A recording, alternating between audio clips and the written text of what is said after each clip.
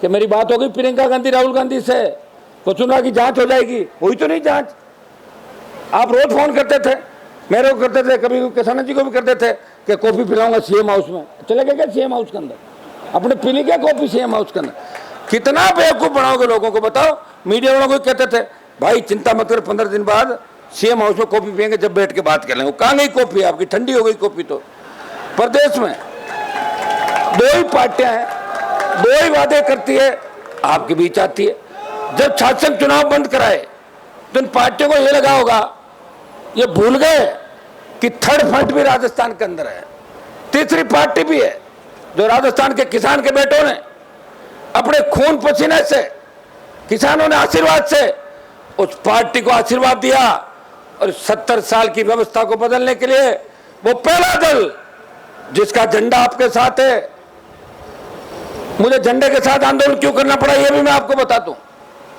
पहले सब जो विश्वविद्यालय के जितने भी छात्र नेताएं बैठे हैं, इन सब ने जब आमरण अनशन किया राजस्थान यूनिवर्सिटी के अंदर,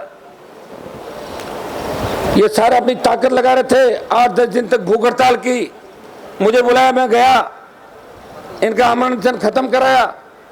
और दोबारा मैंने कहा कि आप जितने भी पूर्व छात्र संघ अध्यक्ष को बुला लो, बिना झंडे का आंदोलन हम राजस्थान के अंदर करेंगे। और वो आंदोलन होगा सिर्फ छात्र संघ चुनाव का, बेरोजगारों को रोजगार, युवाओं को न्याय। भाइयों, जब बुलाया था उस समय मैंने तो कोई नहीं आया, छात्र संघ के जो अध्यक्ष हैं 2-3-4 लोग उस दिन जरूर आए थे। लेकिन जब हमने प्रेस कॉन्फ्रेंस करके इस चुनाव की तारीख की घोषणा करी, तब एक भी पूर्व अध्यक्ष मेरे हिसाब से कोई नहीं आया था। पूर्व अध्यक्ष भी मुझे ही मान लो, एमपी भी मैं ही था। और चूंकि मेरे छोटे भाई हैं, मुझे वो दिन भी याद है जब जोटवाड़ा के अंदर मेरी गाड़ी पे हमला हुआ था। उस समय राजस्थान विश्वविद्यालय के मुख्य द्वार पे 10,000 से ज्यादा छात्रों ने, कोई संगठन नहीं देखा, कोई एनएसयूआई का था, कोई एसएफआई का था, कोई विद्यार्थी परिषद, कोई निर्दलीय, कोई दूसरी पार्टी का था, सबने कहा था कि हमारे बड़े भाई पे हमला हुआ है। और पुलिस ने लाठियां भांजी इन पे, बहुत से बच्चे घायल हो गए।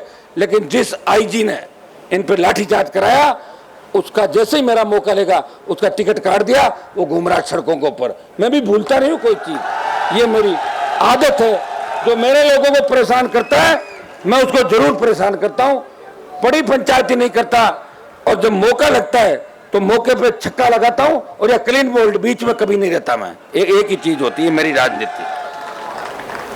आज जिस तरह शहीद स्मारक से लेकर आप तमाम जगह देख लें कि हमारे बच्चे रोज, ये तो मैं धन्यवाद दूंगा कमिश्नरेट के लोगों का कि अगर ये नहीं हो तो इनकी बात कौन कराए, बताओ मुझे। बेरोजगार आज 108 एम्बुलेंस वाले लंबे समय से हड़ताल पे, सरकार को इनकी सुन लेनी चाहिए। और इनसे भी अपील करूंगा शांतिपूर्वक अपनी बात करें, इमरजेंसी सेवाओं को बंद नहीं करें। आपके साथ हम खड़े हैं, आपकी मांगे मनवाएंगे, आप चिंता नहीं करें। इतना मैं आश्वस्त करना चाहता हूं। जितने संविदा कर्मी, जितने नौजवान राजस्थान में हड़ताल कर रहे हैं, जयपुर की राजधानी के अंदर बैठे हैं, उन सब की बात भी आज ही करूंगा मैं। क्योंकि छात्र संघों के साथ साथ जो दूसरा नहीं पड़ा आपने ज्ञापन, 2 ज्ञापन दे रहा हूं। एक तो छात्र संघ चुनाव बहाल करो, और दूसरा ज्ञापन है बेरोजगारी भत्ता, संविदा कर्मियों को नियमितीकरण प्रदेश के अंदर, जो कमिटमेंट कांग्रेस सरकार ने किए, और खाली पद भरे, और दिल्ली की सरकार भी भरे। एक ज्ञापन इस बात का है जिसके अंदर सारे लोग आगे, चाहे वो संविदा पे है या जो खाली पद भरने की बात है, चाहे विज्ञप्ति निकालने की बात है, सरकार ने जो घोषणा करी थी उसको पूरा करें।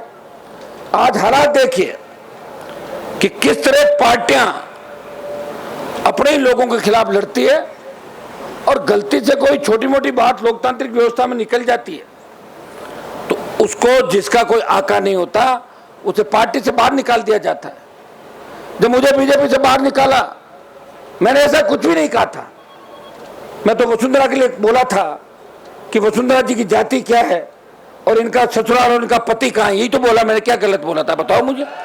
अगर ये पूछना अपराध है तो मैंने जरूर अपराध किया उस समय, और मुझे बाहर निकाल दिया कि आप जाओ बाहर पार्टी के।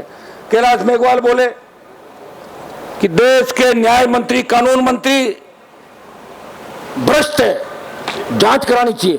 बीजेपी के मिर्ची लगी, प्रेस कॉन्फ्रेंस के बीच में कहा कि आपको बाहर निकाला जाता है। अरे जो आदमी 85 साल की उम्र के हैं, जिन्होंने उस समय मेघवाल समाज को भाजपा से जोड़ा, हमारे समाज के लोग बीजेपी का झंडा नहीं लगाने देते थे मारवाड़ के अंदर। मेरे पिताजी कब भाजपा के अंदर आए?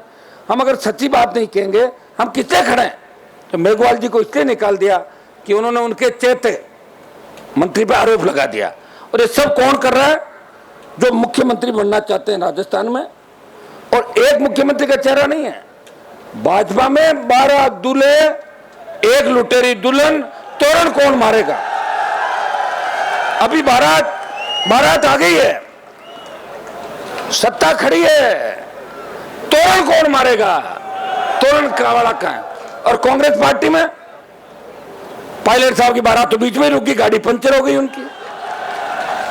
और गहलोत साहब चाहते हैं कि मैं दूसरी बार रिपीट हो जाऊं या तीसरी बार चौथी बार रिपीट हो जाऊं, लेकिन असली में जानता हूं अशोक गहलोत को, वो यही चाहते हैं कि मेरे 5 साल आराम से निकल जाए, जनता जाए भाड़ में, लग जाएगी आचार संहिता, उसमें टाटा बाय बाय करके निकल जाओ। फिर कह देंगे अरे क्या हो गया, 21 आई थी, अगर 4 ज्यादा ले आया ना, पिछली बार तो 21 थी, उससे तो ज्यादा है कि नहीं है?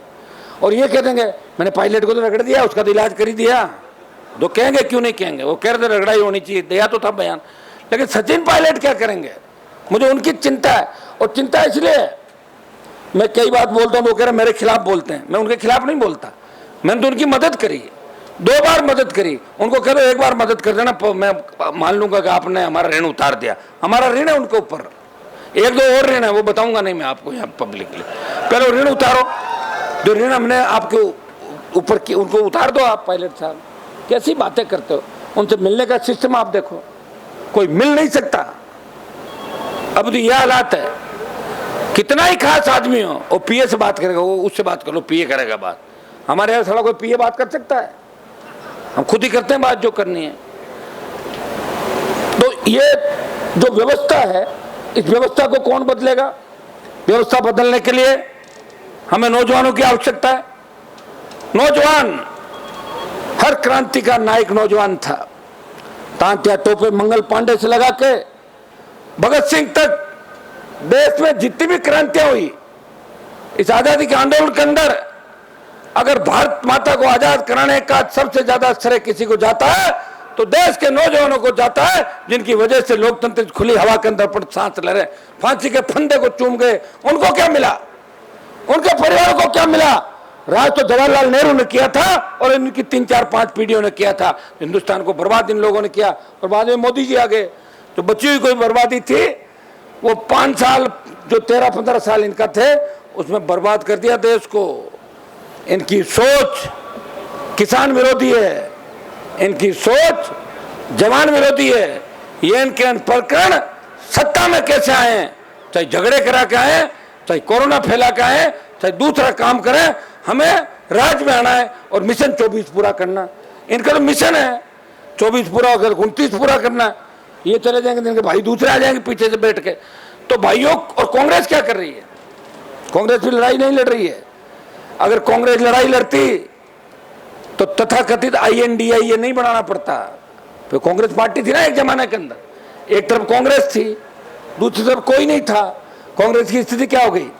यूपी बिहार जैसे राज्यों के अंदर खाता खोलने का इंतजार करते कि जब रिजल्ट आता है 1-2-1-2-1-2-3 तो ये हालात हो कि बंगाल के अंदर देख लो, उड़ीसा में देख लो, तमाम साउथ के राज्य आप देख लो, नॉर्थ के अंदर देख लो।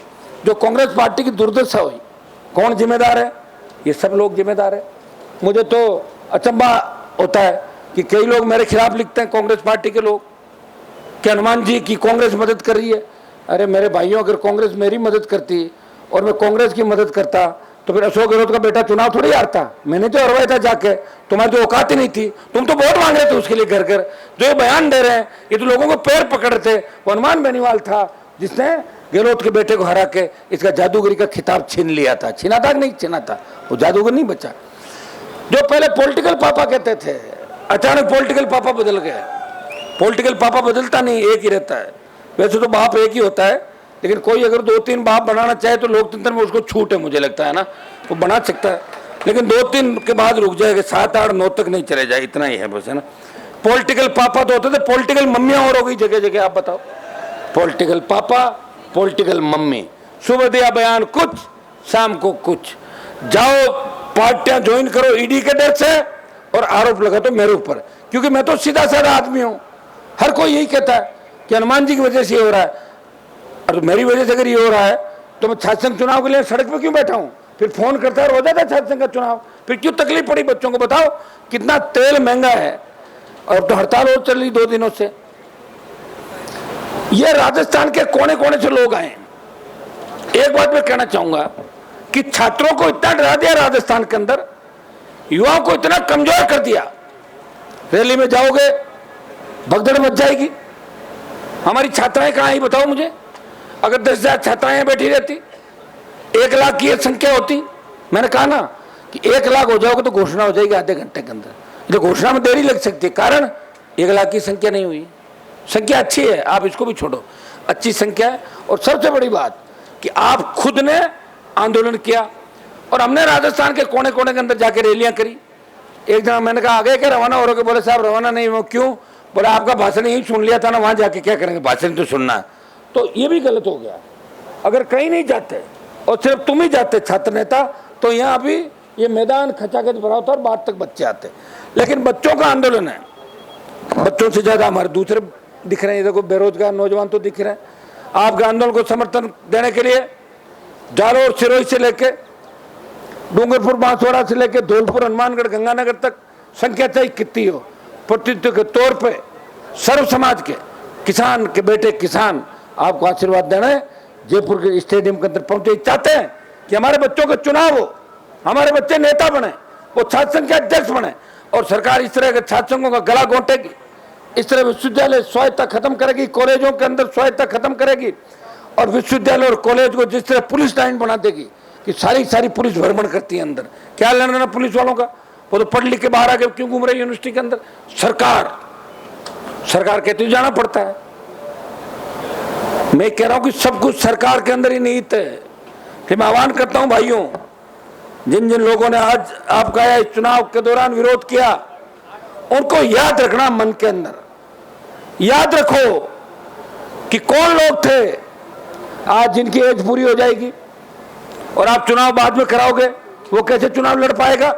2004 से 10 जब वसुंधरा की सरकार थी तो प्रदेश में छात्र संघ के चुनाव बंद हुए। बेल के अंदर जब विधायक बन के 8 में बेल में धरने पे बैठा, दूसरे लोग आए, गहलोत ने खड़े होकर कहा चुनाव कराएंगे। तो आज मैं गहलोत जी से पूछना चाहूँ, गहलोत जी आप इतने संवेदनहीन मत बनो, संवेदनशील बनो। आप अपने बेटे को भी नेता बनाना चाहते हो, ऐसे बेटा नेता नहीं बनेगा कि युवाओं को खिलाफ कर दो, किसानों को कर दो, जन जन को खिलाफ कर दो, उसके बाद जीतने की सोच रहे हो ना, सोचना मत। अगर दोबारा चुनाव बेटा नहीं जीता तो फिर तीसरी बार जीतता नहीं, ये भी तय होता है, क्योंकि उम्र तो बढ़ती जाती है आदमी की, उसका कोई इलाज नहीं है। तो मैं आप सब जितने भी यहाँ पे जो आए हैं यहाँ पे, अरे कहाँ गया इधर, ये लड़का कहाँ गया? कागज लिए घूम रहा था ना, जो बुरा इधर ना, कागज कहाँ तेरे पास ला इधर, तो कहाँ उधर ना, बड़ा होशियार की पूछ रही। जितने भी